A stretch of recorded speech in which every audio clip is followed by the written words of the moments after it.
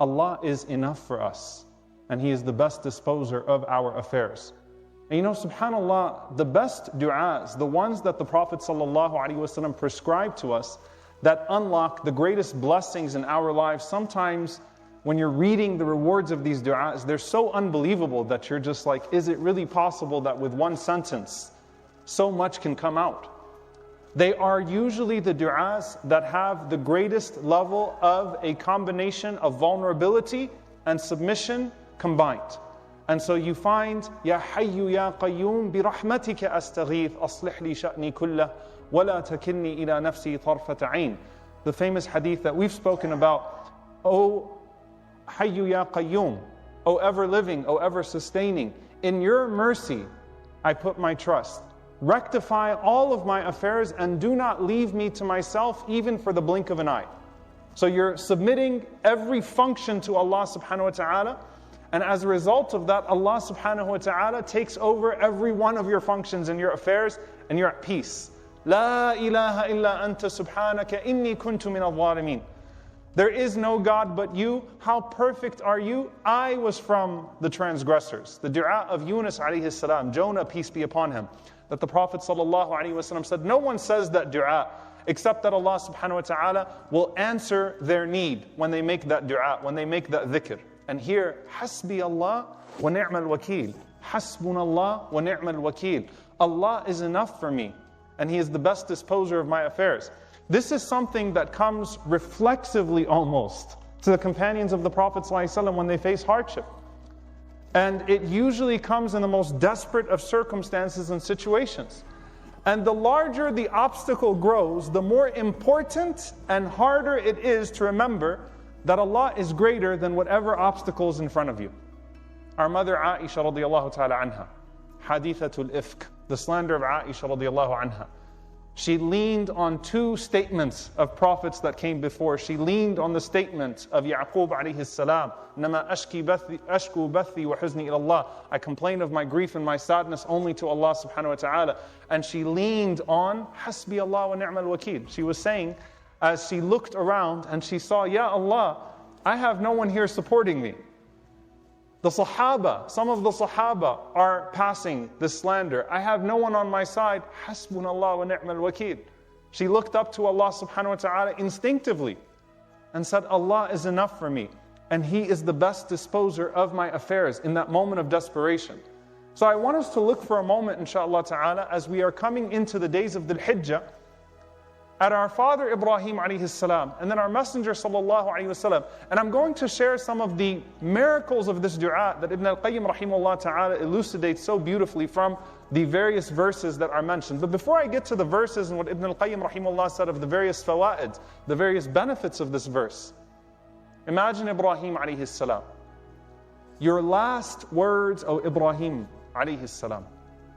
Imagine Ibrahim alayhi salam in front of the largest fire that anyone has ever seen, about to be catapulted into it, stripped of his clothes and his dignity and support. No one around him, everywhere he looks around, like Ta'if, which was the hardest day of the Prophet ﷺ's life.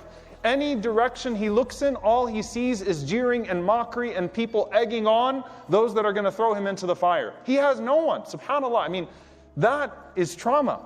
Can't find a single person in the crowd that says, don't worry, you're okay. He doesn't have even a secret supporter amongst them that's standing in that crowd. All of them yelling, cheering, jeering, ready for him to be thrown into that fire, alayhi salatu wassalam. And Ibn Abbas radiallahu ta'ala anhuma says, كان آخر قول إبراهيم حين ألقي في النار حسبي الله ونعم الوكيل. The last words of Ibrahim alayhi salam as he was mid-air going into the fire. Hasbi Allah wa ni'mal wakil. Allah is enough for me and He's the best disposer of my affairs. As far as Ibrahim alayhi salam is concerned, this might be his last words, period. This might be the last phrase that he ever gets to say, because he's being thrown into a fire. He is not privy to the plans that are to come. The angels are coming to him, as we find in the narrations in tafsir. Jibreel alayhi salam, do you need help? Amma ilayk fala. If it's from you, no. Other angels trying to think how they can support. the creation of Allah subhanahu wa ta'ala, wanting to support him because they know this Khalil of Allah, this best friend of God, is about to be thrown into the fire and killed so unjustly. Ibrahim alayhi salam says, Hasbi Allah wa ni'mal wakil.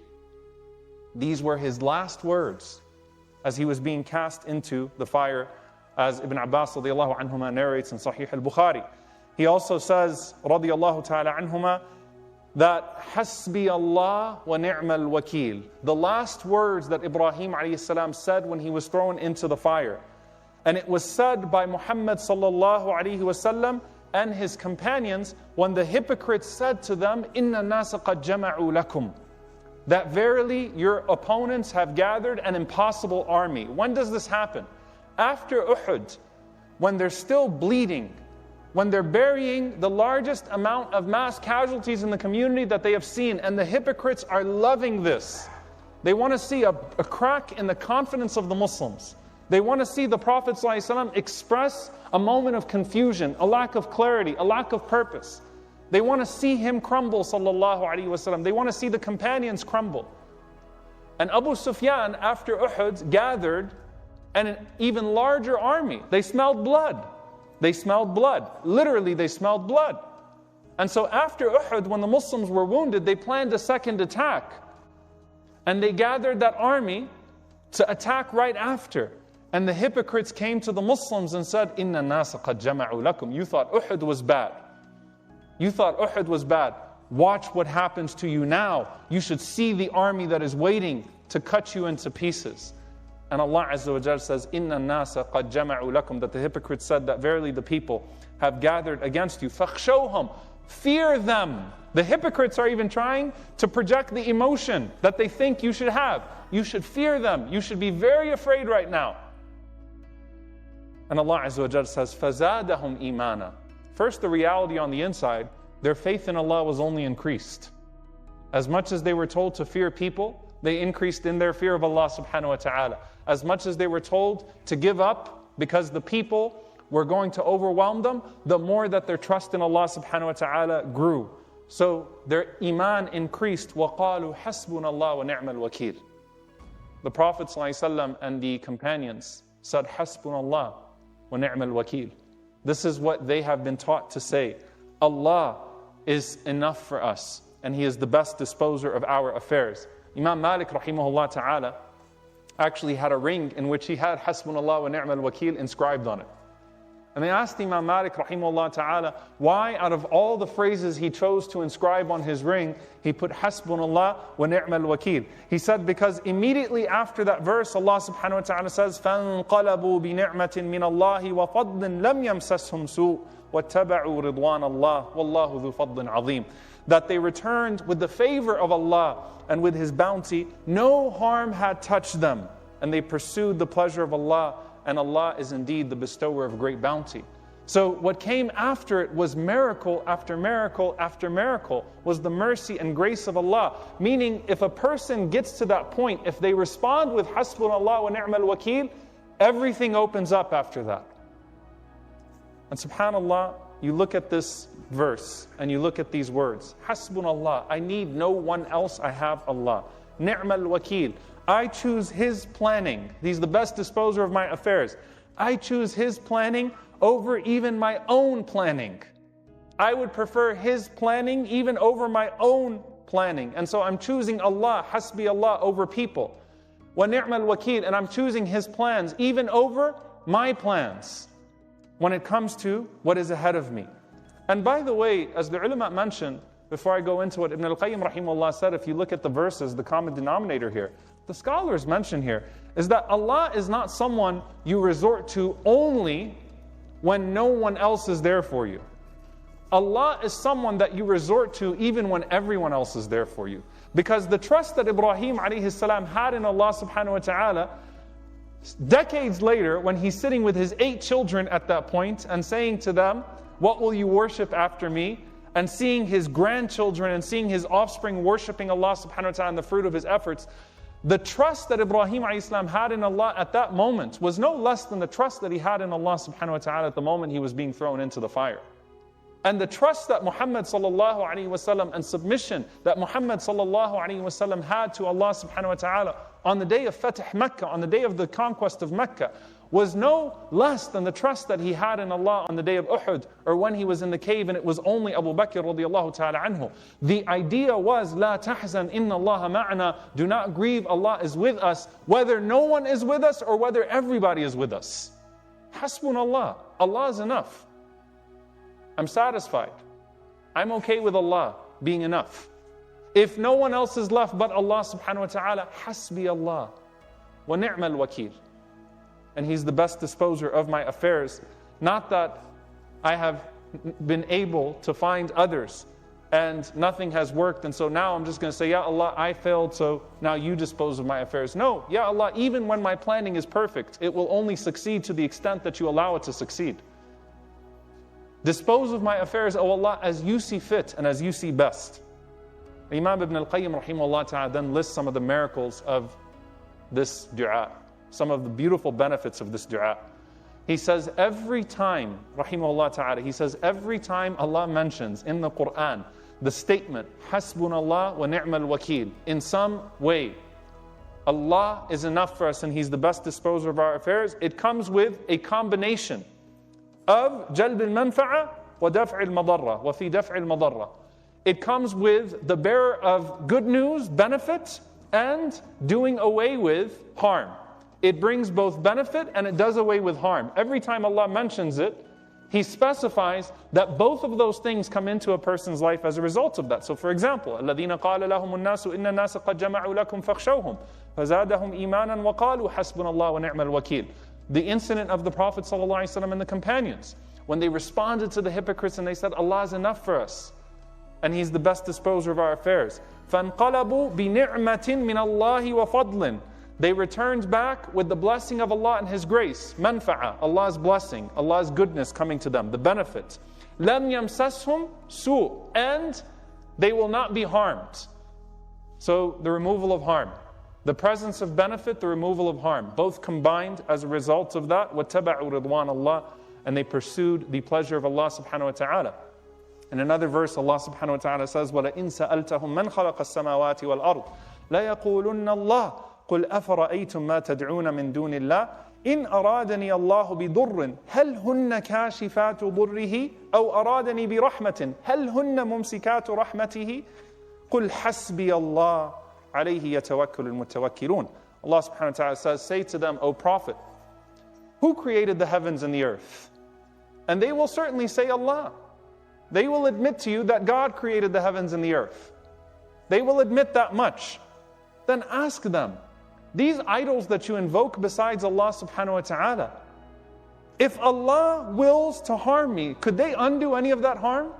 If Allah wanted to harm me, would these idols be able to protect me from any of that harm? Or if Allah willed some mercy for me, some benefit for me, would they be able to prevent any of that mercy and that benefit from coming to me? قُلْ حَسْبِيَ اللَّهُ. Say to them, Allah is enough for me. And upon Him the faithful put their trust. So scholars mention in this regard, subhanallah, look at Ibrahim alayhi salam when he spoke to his father. لِمَا تَعْبُدُ مَا لَا يَسْمَعُ وَلَا يُبْصِرُ وَلَا يُغْنِي عَنْكَ شَيْئًا. You know, when they say easier said than done, Ibrahim alayhi salam was speaking to his father about who he puts his trust in. He puts his trust in his idols. And Ibrahim alayhi salam was speaking with the authority of a messenger of Allah, of God. He said, these things that you worship besides Allah subhanahu wa ta'ala, why do you worship things that don't hear you or see you or do anything for you? They can't protect themselves. That was the whole foundation of Ibrahim alayhi salam when he challenged them in regards to their idols. Do you think anything changed when Ibrahim alayhi salam was being cast into a fire and they were chanting about their idols? They weren't chanting about their idols, they were really chanting about themselves. And subhanallah, as they were throwing him into the fire, they were parading their idols, and when they were facing the Prophet ﷺ and his companions in Uhud, they were screaming out the names of Allat wal Uzza wa Hubal. They were screaming out the names of their idols. And in both situations, the Prophet, and in the case of Nabiyuna sallallahu alayhi wasallam, those that were with him, the companions, Hasbunallah. Allah is enough for us. Allah is enough for us. And so in this verse, if Allah was going to decree harm for me, Would these idols be able to protect me? And if Allah was going to decree mercy for me, would the idols be able to stop that mercy? In aradani Allahu bidur. If they wanted to hurt me, would they be able to do away with the dur? What Ibn al-Qayyim rahimahullah said, this does away with the harm. And if they wanted to benefit me, a manfa'a, if they wanted to bring about any mercy in my life, could they do so? Absolutely not. Finally, dear brothers and sisters, when Allah subhanahu wa ta'ala says, وَمَنْ يَتَّقِ اللَّهَ يَجْعَلْ لَهُ مَخْرَجًا وَيَرْزُقْهُ مِنْ حَيْثُ لَا يَحْتَسِبُ. Whoever is mindful of Allah, Allah will make a way out for them. Meaning the removal of harm. Allah will make a way out for them, i.e. the removal of harm. وَيَرْزُقْهُ مِنْ حَيْثُ لَا يَحْتَسِبُ. And Allah will provide for them in ways that they would not have even considered before. وَمَنْ يَتَوَكَّلَ عَلَى اللَّهِ فَهُوَ حَسْبُهُ. And whoever puts their trust in Allah, Allah is enough for them. Every single time, as Ibn al-Qayyim rahimahullah says, every single time Allah mentions Hasbi Allah wa ni'mal wakeel in some way, it combines both the removal of harm and the paving the way for benefit and goodness to come into our lives. And this is especially true when you can't see the light at the end of the tunnel and you still put your trust in the giver of all light. When you can't see the way out, but you still put your trust in the one who makes ways in and makes ways out. When you can't see the reward of this world and you put your trust in the one who bestows reward in this world and in the afterlife, and you submit yourself. Because the story of Ibrahim alayhi salam is istislam, submission to Allah subhanahu wa ta'ala. Muslimayni lak, submitting to you, O Allah, hasbunallah wa ni'mal wakeel. And so my only reminder to you in this khutbah is to recognize the power of this dua, and to say it both in your moments of personal distress as well as your moments of community distress, especially when you can't see the way out. That you know that the one who sees all has a way out decreed. Finally, Abu Darda radiallahu ta'ala anhu narrates that whoever says 7 times in the morning and in the evening, Hasbi Allah, la ilaha illahu, alayhi tawakkaltu wa huwa rabbul arshil azim. Hasbi Allah, la ilaha illahu, alayhi tawakkaltu wa huwa rabbul arshil azim. Hasbi Allah, Allah is enough for me. La ilaha illahu, there is no God but Him. Alayhi tawakkalt, upon Him I place my trust. Wa huwa rabbul arshil azim, and He is the Lord of the mighty throne. Allah will be sufficient for him against anything that grieves him. May Allah subhanahu wa ta'ala be our protector. May Allah subhanahu wa ta'ala be with us when no one else is with us or when everyone else is with us. May Allah be with us in moments of ease and in moments of hardship. May Allah subhanahu wa ta'ala's pleasure be with us in this life and in the next. Hasbunallah wa ni'mal wakeel. أقول قولي هذا وأستغفر الله لي ولكم ولسائر المسلمين فاستغفروا إنه الغفور الرحيم.